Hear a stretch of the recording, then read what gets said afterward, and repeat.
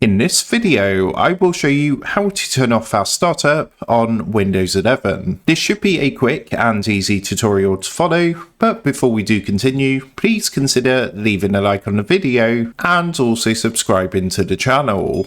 I really do appreciate it. Now, to get started with this, what you want to do from your desktop is come down to your taskbar at the bottom, click into the search box and type control panel. Then what you want to do is open up your control panel. That should be showing up underneath best match. And once you've got this opened, come up to the top right hand corner where it says view by and make sure this is selected to large icons. Next, what you want to do is come and click onto power options, this option here. And once you're on this next screen, come over to the menu on the left hand side and click the option which says choose what the power buttons do. Now this is where you can come to actually turn off your fast startup. You can see it's down here, but it's currently grayed out. So what you want to do is come and click the option here which says change settings that are currently unavailable. And what you want to do if the box is ticked is just simply untick the box to turn off fast startup. Once that's done, come down and click onto save changes, and that's going to go ahead and turn off fast startup on Windows 11. So with that being said, I hope this quick tutorial did help you out today. And if this did help you out, I would really appreciate it if you was to consider dropping down below the video, leaving a like and also subscribing to the channel. With that being said, I just want to take a minute, thank you guys for watching this quick tutorial, and I will see you in the next video.